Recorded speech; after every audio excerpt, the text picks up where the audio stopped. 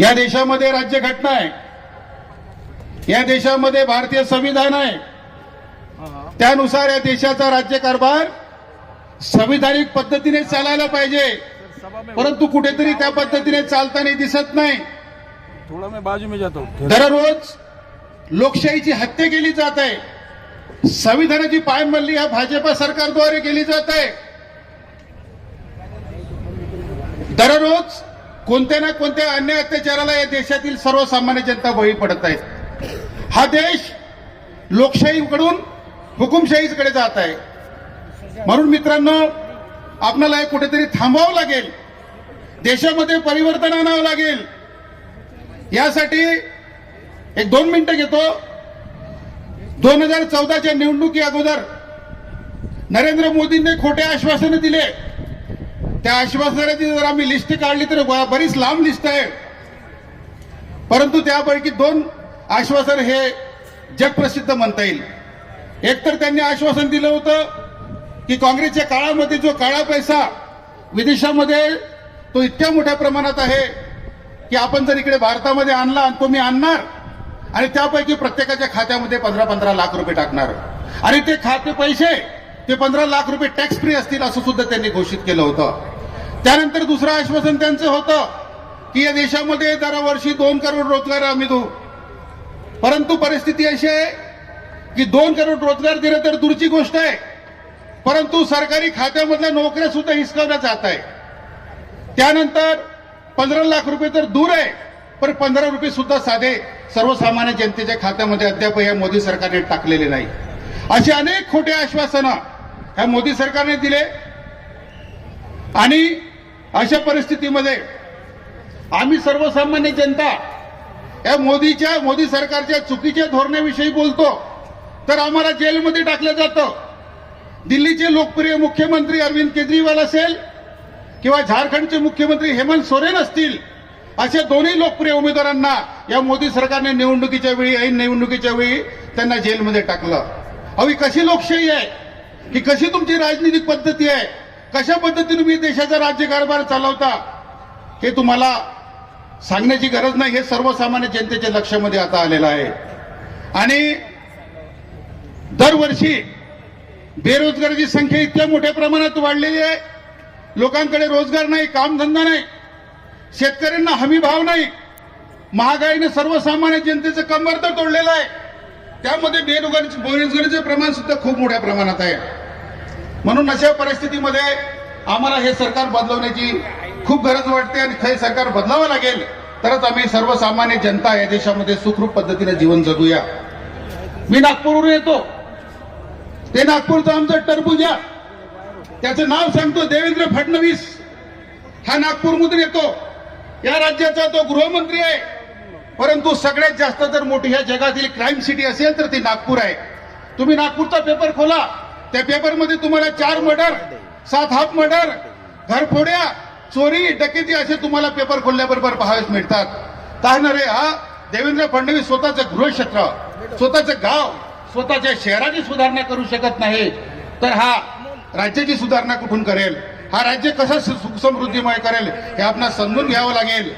आणि मंचवर शिर्डी लोकसभेचे लोकप्रिय उमेदवार वाकचौरे साहेबांचं आगमन झालं, त्यांचं सुद्धा स्वागत करतो पक्षातर्फे। आणि अशा परिस्थितीमध्ये 2019च्या निवडणुकीमध्ये महाविकास आघाडी सरकार महाराष्ट्रामध्ये बसलं आणि महाविकास आघाडीच्या सरकारमध्ये सन्माननीय उद्धव साहेब ठाकरे हे राज्याचे मुख्यमंत्री झाले आणि त्यांचा 2.5 वर्षाचा जो काळ होता इतका चांगला काळ होता। या देशामध्ये शेतकऱ्यांचं सर्वात मोठं जर कर्ज माफ केलं असेल तर सन्माननीय उद्धव साहेब ठाकरेंनी केलं।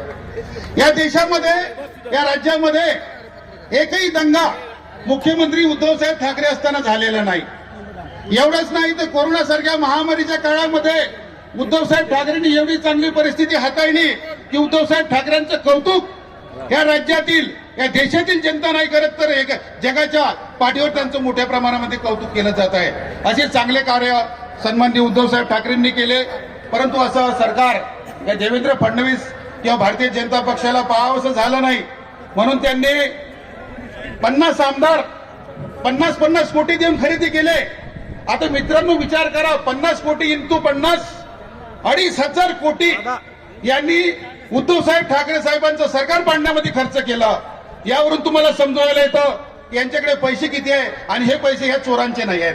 हे पैसे आमचे आहेत, आमच्या खिशातून गेलेले पैसे, हे सर्वसामान्य जनतेचे पैसे आणि अशा पैशाची लूट हे फडणवीस सरकार करतंय.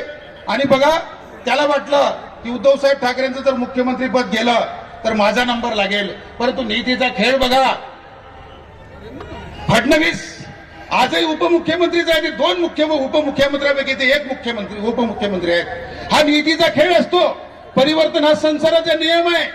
अरे हिटलरला सुद्धा फाशी घ्यावी लागली तर मोदी सरकार असेल किंवा फडणवीस असेल, तुम्ही कोणत्या खुटची मुळी आहेत. तुम्हाला सुद्धा याच पद्धतीने मरण येईल. आणि अशा पद्धतीने हे सर्वसामान्य जनतेचे ज्या तुम्हाला बदुआ लागत आहेत, ह्या बदुआ पासून वाचण्याचं तुमचं काम आहे. मोदी असेल किंवा फडणवीस असेल किंवा भारतीय जनता पक्षाचे जे भ्रष्ट लोक आहेत यांनी राजकारणातून संन्यास घ्यायला पाहिजे.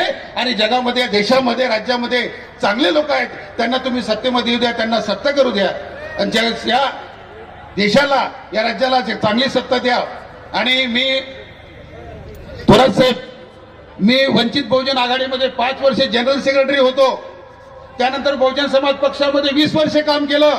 त्यानंतर आनंदराज आंबेडकर साहेबांच्या पक्षाचा महाराष्ट्राचा अध्यक्ष होतो. परंतु जेव्हा मी त्या पक्षामध्ये काम केलं तेव्हा मला समजून आलं की आंबेडकरी मताचा कुठेतरी व्यापार केला जातो आणि ह्या आंबेडकरी मताच्या विभाजनामुळे भारतीय जनता पक्षाला सरळ फायदा होतो.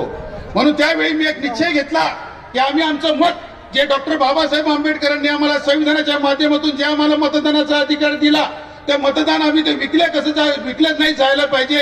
आणि ते मत खरं भारतीय संविधानाच्या किंवा राज्य घटनेच्या बाजूने पडायला पाहिजे. म्हणून मी सन्माननीय उद्धव साहेब ठाकरेंना भेटून साहेबांच्या हाताने प्रवेश घेतला.